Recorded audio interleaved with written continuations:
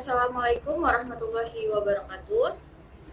Jadi kami dari kelompok 2 akan mempresentasikan mengenai pendekatan prediktif dan pendekatan positif. Mungkin bisa di next. Oke, berikut anggota kelompok kami ada Novita, Faza, Safira, Hani, dan saya sendiri Eki Julia. Untuk mempersingkat waktu, langsung saja kita masuk ke pembahasan yang pertama. Kepada presenter dipersilakan. Baik, yang pertama saya akan menjelaskan mengenai prediksi peristiwa ekonomi melalui pendekatan prediktif. Pendekatan prediktif dalam akuntansi menekankan bahwa suatu metode dianggap paling baik apabila memiliki kemampuan paling tinggi dalam memprediksi peristiwa ekonomi di masa depan.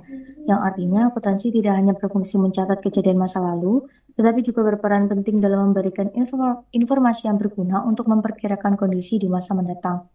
Pendekatan ini muncul sebagai solusi atas kesulitan dalam menentukan metode pengukuran akuntansi yang paling tepat. Oleh karena itu, metode yang dipilih adalah metode yang terbukti paling akurat dalam memprediksi kejadian ekonomi. Selanjutnya, dalam pendekatan prediktif terdapat dua ruang lingkup utama penelitian. Yang pertama adalah kemampuan data akuntansi dalam menjelaskan dan memprediksi peristiwa ekonomi seperti laba dan kebangkrutan perusahaan. Yang kedua adalah kemampuan data akuntansi dalam memprediksi reaksi pasar terhadap informasi yang dipublikasikan, misalnya bagaimana investor merespon laporan keuangan. Dalam hal ketepatan prediksi laba, penelitian menggunakan analisis time series menunjukkan bahwa laba memiliki pola tertentu yang dapat digunakan untuk memperkirakan kondisi di masa depan. Nah, model laba kuartalan terbukti lebih akurat dibandingkan model tahunan. Selain itu, penggunaan data yang lebih rinci juga dapat meningkatkan kemampuan prediksi.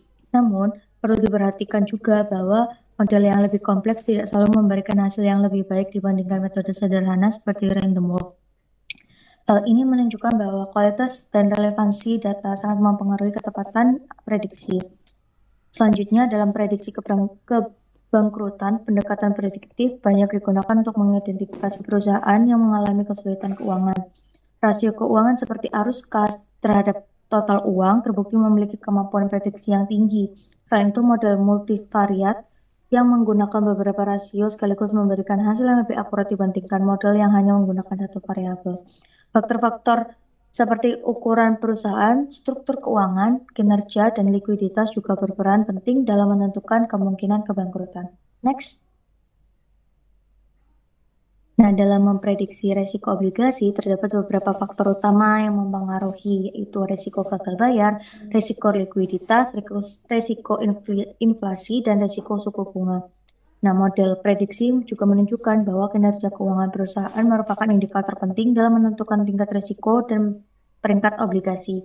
Semakin baik kondisi keuangan perusahaan, semakin rendah juga risiko yang dihadapi. Pendekatan prediktif juga digunakan dalam berbagai keputusan ekonomi lainnya. Misalnya, dalam restrukturisasi perusahaan seperti merger dan akuisisi, di mana perusahaan dan diakuisisi biasanya memiliki nilai yang lebih rendah dari nilai yang sebenarnya atau undervalue. Selain itu, pendekatan ini juga digunakan dalam penilaian kredit dan keputusan pemberian pinjaman oleh bank dengan memanfaatkan informasi akuntansi untuk meningkatkan risiko.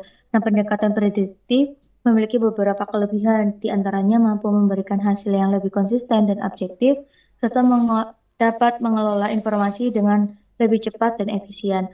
Hal itu tentu sangat membantu dalam pengambilan keputusan ekonomi yang lebih rasional. Namun, pendekatan ini juga memiliki keterbatasan, salah satunya adalah belum adanya teori umum yang kuat mengenai distress keuangan, sehingga hasil prediksi tidak selalu dapat digeneralisasi. Selain itu, perbedaan metode akuntansi juga dapat mempengaruhi hasil yang diprediksi. Nah, semakin baik ketiga aspek tersebut, maka semakin akurat pula hasil prediksi yang dihasilkan sehingga dapat memberikan manfaat yang lebih besar dalam pengambilan keputusan. Baik, materi yang selanjutnya akan dijelaskan oleh rekan saya. Baik, selanjutnya yaitu kita akan membahas mengenai market-based research, yang merupakan pendekatan yang digunakan untuk menganalisis hubungan antara informasi akuntansi dengan reaksi pasar. Nah, reaksi pasar ini biasanya tercermin dalam perubahan harga saham dan return yang diterima oleh investor. Nah, tujuan utama dari pendekatan ini adalah untuk menilai apakah informasi akuntansi itu memiliki value relevance, yaitu apakah informasi tersebut benar-benar berguna dan mempengaruhi keputusan dari investor. Nah, ada teori pendukung diantaranya yaitu yang pertama ada efisiensi market hypothesis yang menjelaskan bahwa harga saham itu mencerminkan seluruh informasi yang tersedia. Terus ada juga discussion usefulness theory yang merupakan informasi akuntansi harus memberikan manfaat dalam pengambilan sebuah keputusan ekonomi oleh investor. Dan yang terakhir yaitu ada discussion information content teori yang merupakan laporan keuangan yang mengandung sinyal atau informasi yang penting yang dapat mempengaruhi persepsi pasar terhadap nilai perusahaannya. Next slide.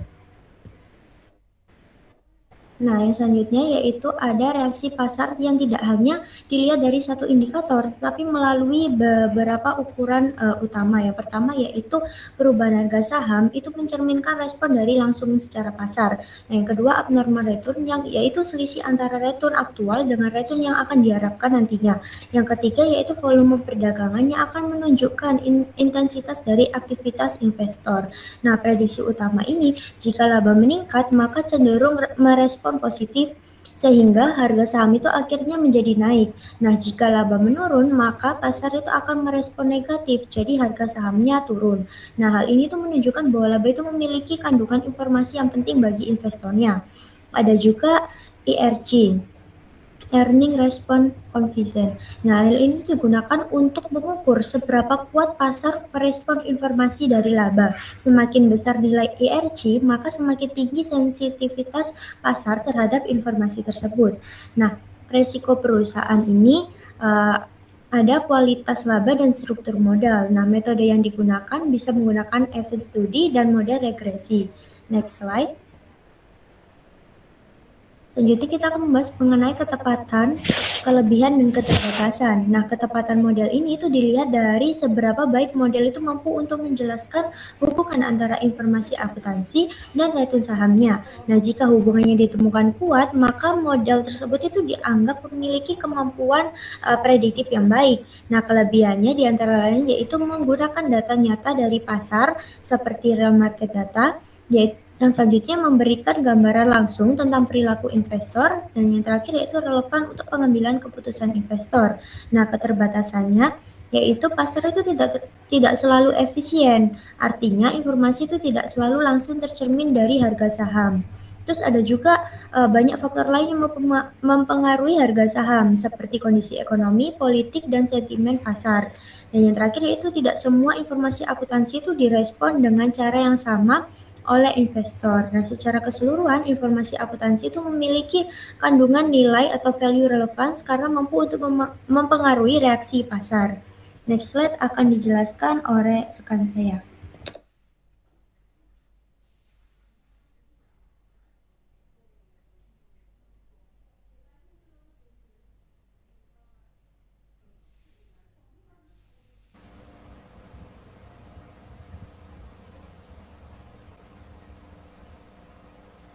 Baik, yang selanjutnya saya akan menjelaskan tentang konsep earnings response coefficient.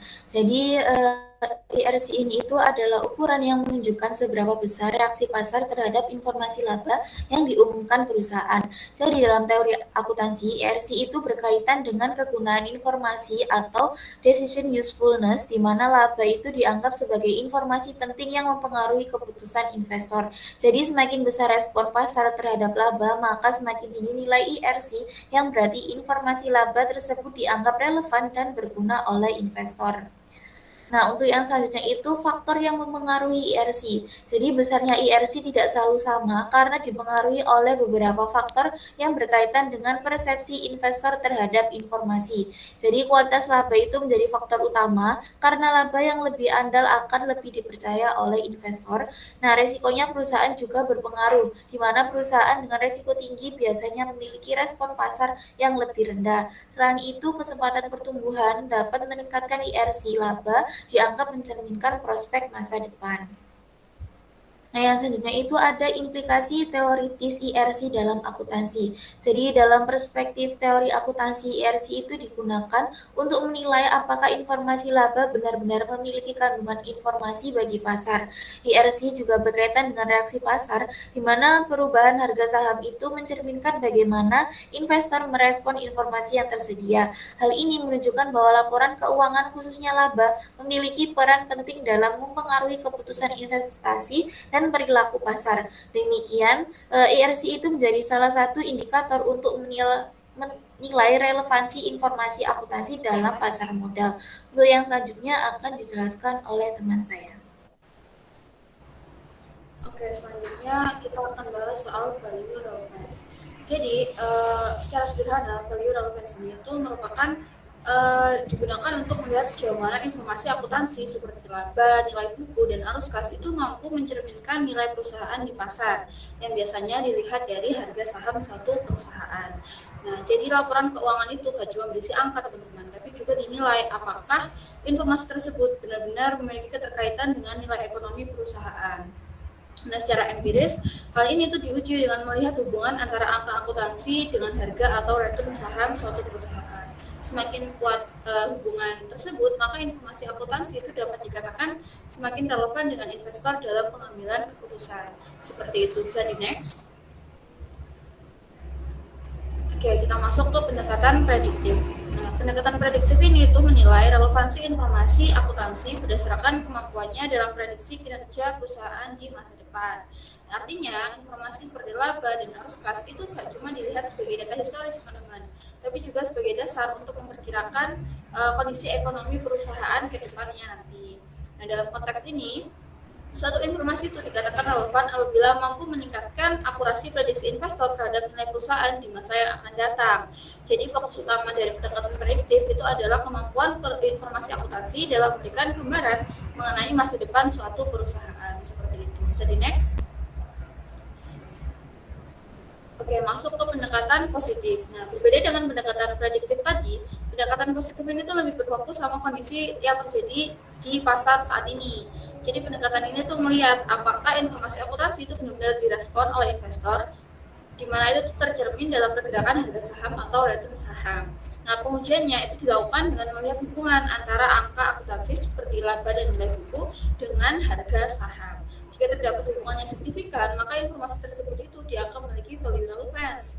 Dengan demikian, pendekatan positif itu lebih nekenin sama bukti empiris dan reaksi pasar dalam menilai relevansi informasi akuntansi suatu perusahaan.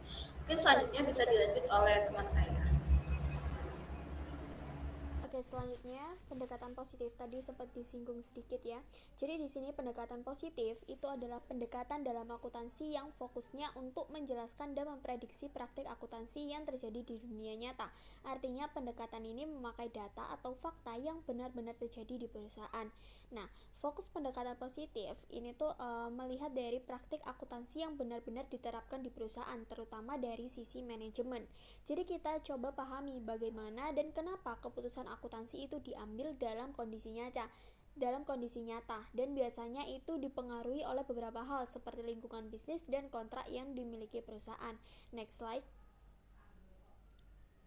Nah, selanjutnya ada tujuan pendekatan positif. Di sini ada dua. Yang pertama menjelaskan, yaitu kenapa suatu praktik akuntansi dipilih oleh perusahaan. Yang kedua itu memprediksi, yaitu memperkirakan bagaimana perusahaan akan bertindak ke depannya.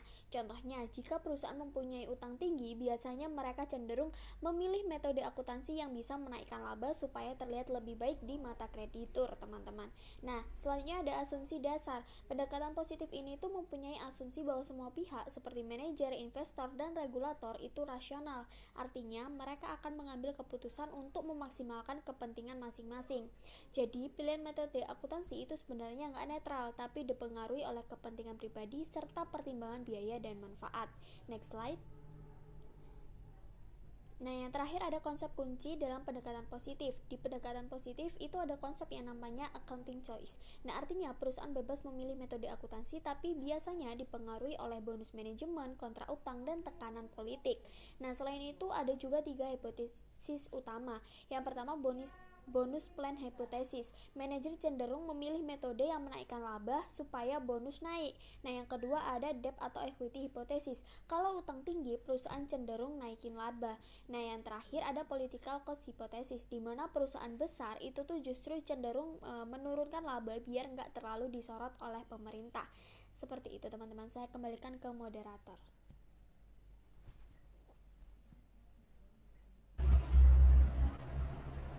Baik, cukup sekian presentasi dari kelompok kami. Terima kasih atas perhatian teman-teman. Wassalamualaikum warahmatullahi wabarakatuh.